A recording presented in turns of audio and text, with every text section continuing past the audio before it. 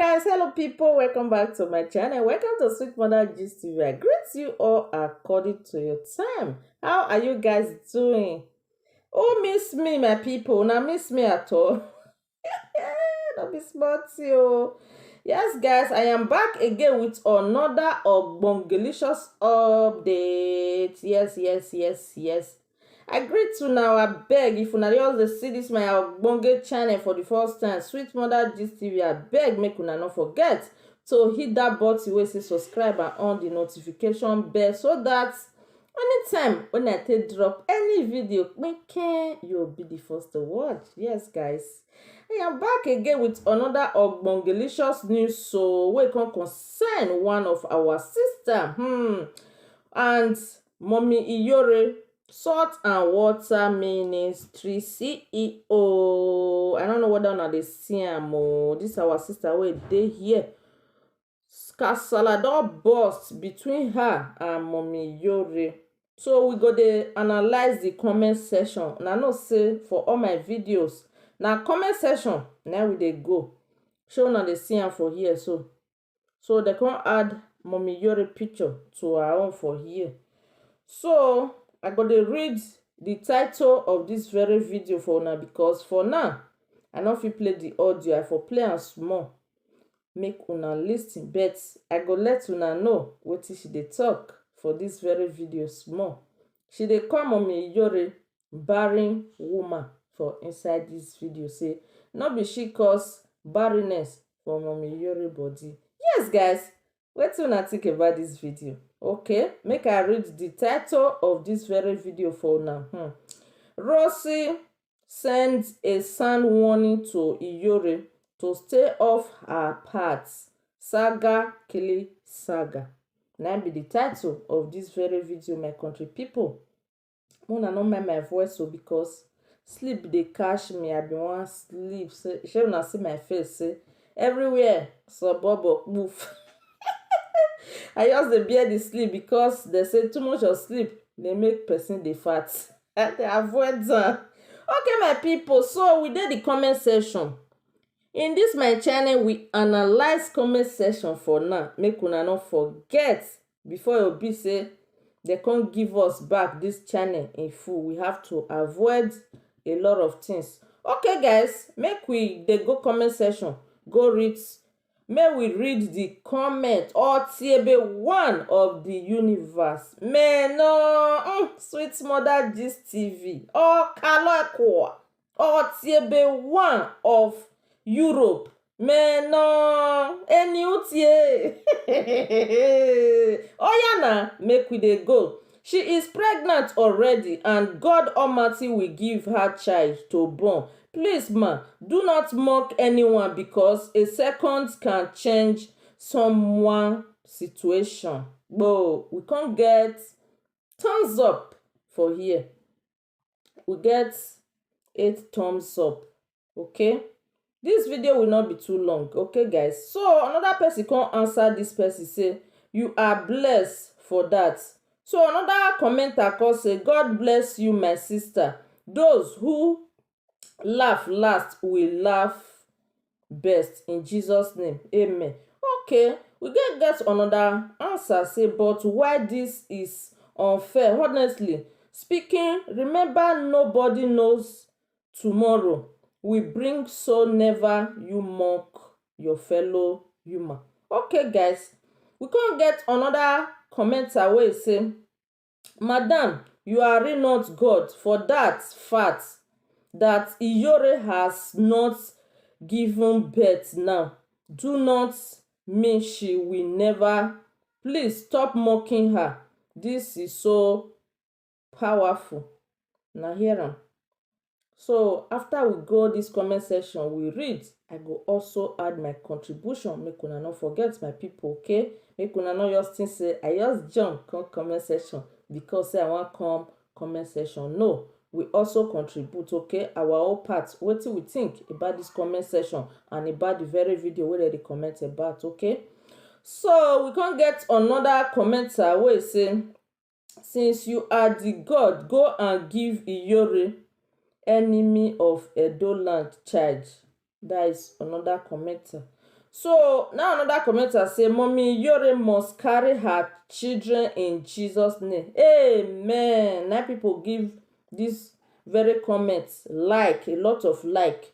So we can't get another person wey say amen, amen, amen. So shall it be in Jesus' name. And I'm saying amen to that very prayer.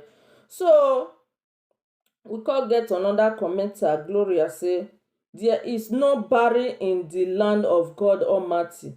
For that reason now, woman will be a barren in Jesus' name. He say this woman wey dey wish Mommy Iyore barren, say na the person go dey barren. Okay, now we can't get another commenter wey come say amen to this very comment. These lights of this phone too sharp. I believe so una know dey see am very well. So we can't get another commenter. I understand. He say, Madam, you no be God. She must carry her baby God by God grace. Make una dey think before una go dey talk. Very anyhow woman. Long is. So we can't get another answer from that long is. Say yes, so she must carry her baby. Amen. What God cannot do does not exist. Congratulations, Mommy Iyore. Okay, so we can't get another comment say, pretty boo, yes, so she must carry her baby. Amen. What God cannot do does not exist. Congratulations again. I don't know whether una dey see am. See am here. See the comment. I don see am now. The congratulations na be that color wey una dey see for there. So that orange color. So another person, God will show her mercy. Yes, that is, they are referring to Mommy Iyore. So now another person say, pretty boo, God must bless her with children in Jesus' name. Please tell her to stop insulting people children as well. Who dey deny pikin, no dey insult people children. So na be this very comment wey dey here so. Okay. So another person called say, pretty boo, she will surely carry her baby in Jesus' name. Somebody, people do not really think how tomorrow will like. They talk anyhow and then forget say what God cannot do does not exist. Pretty boo say amen, amen, amen, amen, and amen. So we can't get another comment for here. We say, God, this Facebook bully, social media is becoming too much. Make should do something about this before people start going under depression. Before people start going under depression, how can another woman call another woman barren? Lord, have mercy. So another person calls a very stupid set of people, all in the name of social media money. Are you God that give children? Why will you mock somebody when you know that you are not God? I fear now. Jesus long is. So and the very comment, she can't put angry face after she don write am. So another commenter come say, this name you people are calling will become a testimony in her life. I do not know her face to face. I do not know her face to face, but the God who creates heaven and earth will do it for her in Jesus' name. Amen. Say God will create heaven and earth. He go do am for Mommy Iyore in Jesus' name. Amen and amen. So we can't get another commenter for here. Now they say, well, say, I do not understand you. Me barren gone or what? Or na your tongue or my eyes dey deceive me? Madam, enter house as you fine so. No use poto rub yourself. You do not need mock anyone with child barren. Okay. So now another person can answer that very commenter. He can say, shut up your mouth. Never laugh anybody because you do not know tomorrow. Moreover, you are not God that give children. Go and thank God for giving you children. Just look at you. You call yourself a Christian and you are mocking someone. Is that what they taught you in church? So you do not know the verse that says we should not speak evil and wish someone bad luck. I am not Iyore fans or any presenters fans, because most of them do not know what they are doing. Mostly the Edo people. My country people, hi, no be small thing o. This comment section, if I dey tell una say how many comments wey dey here, whether una go see the numbers, no be small, 100 or something. So we no go fit read all. So we go to take two other ones for here. It's a very stupid set of people calling a lady who she yet to be 40 to 50 years barren woman. Okay. So another one can say every quarrel now in settle only online. Social media never forgot. So your next 5 generation may see all this.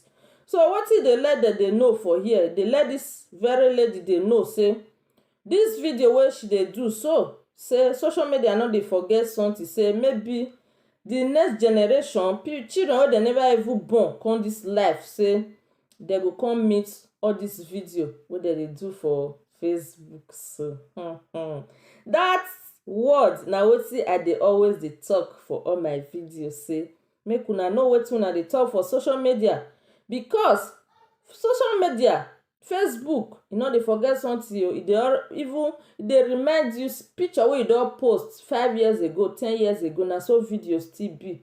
Now understand, you no dey forget something. So let's be very very careful because of our children, even our next life. Because wetin make me do this video, wetin make me come this comment section be say mataredo we no malagbonfo nwe giarwao we no salobwa unane ega gio mave because owe na ama mi na hwe abie ahwe na kani emo boy we maybe the next day of 18, or you say I don already born self, that one we never born me you call the laugher. No malagbonfo la nu egiarwao, no malagbonfo nu egiarwao, no malagbonfo la nu egiarwao, no malagbonfo nu egiarwao.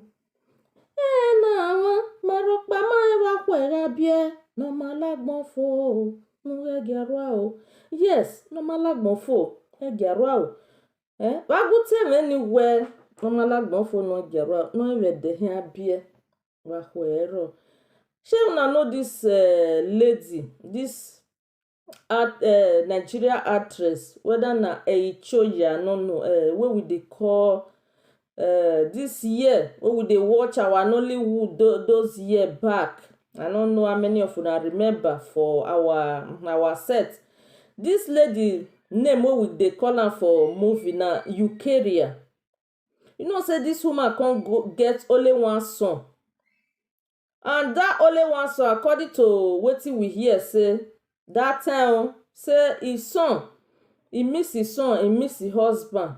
Now understand. And this woman today now come dey come and say he need man for her life. Una know know why they talk. Now understand. So you will get pikin, not too proud of her. Anything can happen. Anything can happen and at any time. So if una still dey laugh person for this generation, una dey this life, una still remember say una next life still dey come. You will laugh person this life, say this person not born. God,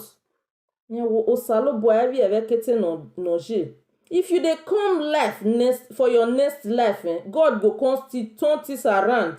Wetin this person pass through wey you dey laugh so say not born, e go come be your portion. Una no dey pity una life, una no dey think of una next generation, una next life. Una just say this life Now we say as e yours be, make we all use am anyhow. Not be so, my people. Not be so, my country people. More na dey think of tomorrow. More na dey think of, and all those kind things to call dey use pikin take dey laugh person. E no really good. Make una stop am, my Edo people, my Nigeria people. Na only una mouth na for dey hear all those things o. For the city where I dey or country, I don stay how many city for Spain here when I dey. I never see white people wey go come call a fellow white woman say barren, or go come dey use pikin take dey laugh am. I never see am. Oh, one na wekion we if you Nigeria, if you Dome, wa fi weri make una change. Even if you be Asian, you be Benin, we be all the same. Now understand? Make we not dey use hungry or bad belle take dey call people different type of name, or dey saga them because say you dey find view, you dey find money. Maybe if I call Iyore name, you just get viewers. No na. Igo na make na money agbona we say. How many people na don see say they want bury them, they call bury them with money. Na don see all gold. All those things are vanity, my people. I beg, make we change. Make una change from una evil way. So na this one, na I say make I contribute. I beg, una not use pikin say they laugh anybody again. E not really good, eh? May I dey tell una the truth. I beg, make una like and share this video. Share the video. Okay, guys. See you guys on my next video. If you never subscribe, you like my channel, you like what I dey do, subscribe. If you no still like what I dey do, no subscribe oh. So na that one I see for the matter. Make I leave una for here, and before I go leave una, make I still show una the very video. Now here what aganoma beer, aganoma man, stupid barren woman. That is what she is saying in this very video.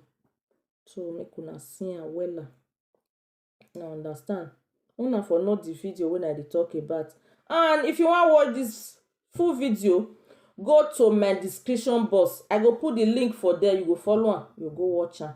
Okay, my people. I love you all my viewers. See you guys on my next video. Bye.